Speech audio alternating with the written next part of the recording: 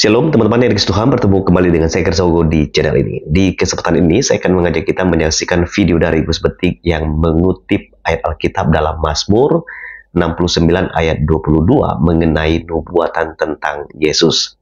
Berdasarkan ayat tersebut, Gus Betik menyimpulkan bahwa Yesus itu mati karena minum racun. Nah, itulah sebabnya kita perlu jawab dan luruskan supaya banyak orang tidak salah paham, dan juga Gus Betik juga dapat mengerti sebetulnya maksudnya apa. Nah, kita akan dengarkan cuplikan videonya, mari kita simak bersama-sama. Yesus itu mati diracun dengan merujuk surat yang ada di Mazmur 69 ayatnya 22. Ya. Ini catatan kaki yang di bawah ini ya. Ini ya. Ini aku cek ya. Ternyata benar di situ. Mazmur 69:22 oleh LAI itu menjadi nubuatan untuk Yesus yang tertulis dalam Matius 27:48, Markus 15:36, Yohanes 19:28 sampai 29. Ya, jadi artinya apa yang dinyatakan ya di dalam kitab Mazmur 69 ayat yang kedua-dua itu sebagai nubuah. Nubuah itu sesuatu yang akan terjadi digenapi di kemudian hari, itu loh. Ya, dan itu disandarkan kepada baginda Yesus. Oke? Oke, Nilu bisa buka di situ Mazmur 69:22. Ayatnya. Kalau bisa coba Nilu baca. Aku takutnya gue salah baca gitu. Harus baca ya. Nilu baca. Biarlah jamuan yang di depan mereka menjadi jerat. Itu 23 sayang. 22. Atasnya. Oh. Mungkin nomornya nggak sama di situ. Oh, iya. Oke, tidak apa-apa. Bahkan mereka memberi aku makan racun. Dan pada waktu aku haus, mereka memberi aku minum anggur asam. Oke, makan apa? Racun. Racun. Itu loh. Jadi, ya, kita coba teliti ini ayat ya. Mazmur 69 22. Gini loh ya, untuk TikToker ya yang ada di channel YouTube-nya channel YouTube nanti malam ya. Yang ada di komalnya Gus Betik ya. Gus Betik berpegang kepada Alkitab yang disusun oleh LAI. Ya. Kalau Alkitab yang disusun oleh LAI salah, ya Gus Betik ikut salah. Gitu loh ya. Jadi Gus Betik ngikuti apa yang diputuskan LAI. Nanti kalau mau protes ya protes ke LAI sana.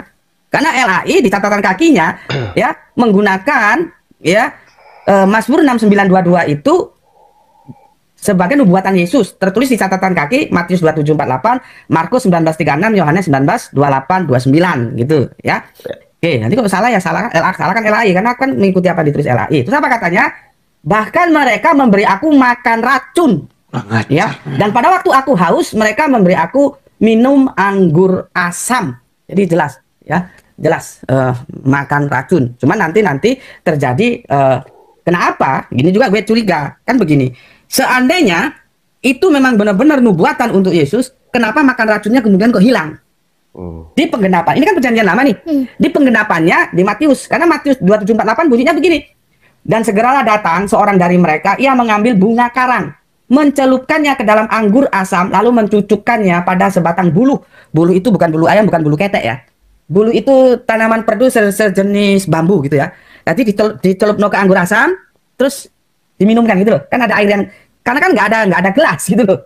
Jadi bulu itu dicelupno, gini kan ada airnya toh. Nah, gitu kan loh ya. Jadi ini bukan bulu ya. Bulu dan memberi Yesus minum. Memang di sini narasi makan racunnya jadi hilang. Pertanyaan gue kenapa bisa hilang? Kalau memang Mazmur 69:22 itu nubuatan untuk Yesus. Ya, kesimpulan dari Gus Betik ini adalah Yesus itu matinya diracun. Tetapi ada beberapa persoalan yang dia katakan ketika itu dikatakan nubuat, malah di dalam Matius atau Injil ya, kita Matius, Markus, Lukas, bahkan Yohanes tidak muncul kata racun di situ ketika Yesus disalibkan, dia tidak minum racun. Itulah sebabnya dia mempersoalkan, karena menurut apa yang disampaikan dalam video tersebut, Mazmur 69 yang dia kutip itu seharusnya itu juga digenapi di dalam Injil. Kita akan memberikan penjelasan terkait dengan apa yang disampaikan oleh Gus Betik. Ya, teman-teman, saya sudah siapkan PowerPoint-nya ya. Anda bisa lihat di layar ya. Jadi saya perlu berikan satu penegasan bahwa beberapa bagian Mazmur ini melambangkan penderitaan. Ya, memang itu adalah Mazmur bagian dari nubuatan mengenai penderitaan Yesus Kristus. Akan tetapi ini perlu diingat baik-baik. Mengenai pengakuan dan beberapa ungkapan itu tidak dapat dikenakan kepada Yesus Kristus. Ya, itu yang perlu kita ingat di bagian pertama. Misalnya kalau kita baca di dalam Mazmur 69 ayat 1 sampai 2, untuk pemimpin biduan menurut lagu Bunga Baku dari Daud. Selamatkanlah aku ya Allah, sebab air telah naik sampai ke leherku. Jadi ini kita tidak bisa lepaskan dari konteksnya bahwa ini adalah ungkapan yang dirasakan sendiri oleh Daud, tetapi itu juga tipologi sekaligus nubuat untuk penderitaan yang akan dialami oleh Yesus. Sehingga tidak semua ungkapan yang tertulis di dalam Mazmur 69 itu juga digenapi di dalam Injil mengenai penderitaan Yesus. Tetapi kita akan melihat beberapa poin pentingnya. Lalu yang kedua, saya ingin soroti soal karena ada kata racun di situ. Sebetulnya kalau baca ayat Alkitab ada paralel dari Yeremia 8 ayat 14 ya. Mengapakah kita duduk saja, berkumpullah dan marilah kita pergi ke kota-kota yang berkubu dan binasa di sana. Dikatakan di sini, sebab Tuhan Allah kita membinasakan kita, bahkan memberi kita minum racun. Ya, sebab apa? Kita telah berdosa kepada Tuhan. Jadi dapat digambarkan bahwa sebenarnya gambaran mengenai dosa yang dilakukan oleh Daud itu digambarkan seperti dia akan mendapatkan racun ya, dari Tuhan. Sebetulnya ini adalah metafora mengenai hukuman yang akan diterima oleh orang yang berdosa. Demikian juga dengan orang Israel saat mereka berdosa di hadapan Tuhan. Mereka menganggap bahwa kebinasaan yang mereka peroleh itu adalah seperti orang minum racun, sehingga itu dikatakan membuat mereka akhirnya binasa.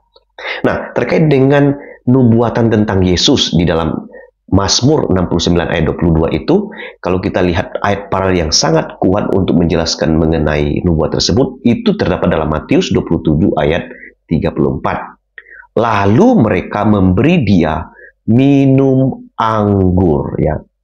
Jadi mereka memberi dia minum anggur bercampur empedu ya. Tetapi ada beberapa ayat paralelnya, ada yang mengatakan bercampur mur ya, dan ada empedu. Dan menariknya di sini teman-teman, setelah ia mengecapnya, ia tidak mau meminumnya. Nah, sesuai dengan Mazmur 69 ayat 22 itu, Yesus meminum anggur asam. Dan ketika ayat tersebut digenapi di dalam Injil, Yesus itu diberi anggur asam. Jadi nubuatnya maksudnya seperti itu, korelasinya ya. Ketika dia minum anggur asam dan Yesus menggenapi itu ketika dia katakan aku haus. Misalnya dalam Yohanes 19 ayat 28 sampai 30. Sesudah itu karena Yesus tahu bahwa segala sesuatu telah selesai, berkatalah ia, supaya genaplah yang ada tertulis dalam kitab suci. Dikatakan aku haus. Jadi ini yang digenapi ya. Di situ ada suatu bekas penuh anggur asam, maka mereka mencucukkan bunga karang yang telah dicelupkan dalam anggur asam pada sebatang hisop, lalu menunjukkannya ke mulut Yesus. Nah, di situ Yesus tidak minum ya, karena memang maksud mereka mengunjukkan anggur asam ini adalah untuk mengurangi penderitaan, supaya Yesus tidak merasa kesakitan yang begitu berat, sehingga dia masih bisa bertahan. Karena kan kalau kita lihat konteksnya, mereka menantikan apakah Elia akan datang untuk menolong dia. Di situ dikatakan sesudah Yesus meminum anggur itu, karena mereka kan mencucukkan dalam mulutnya, dan ia berkata, sudah selesai. Dalam bahasa aslinya tetelestai ya. Lalu ia menundukkan kepalanya dan menyerahkan nyawanya.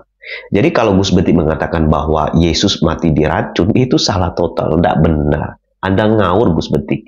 Yesus tidak mati karena diracun. Beda dengan Nabi Anda ya.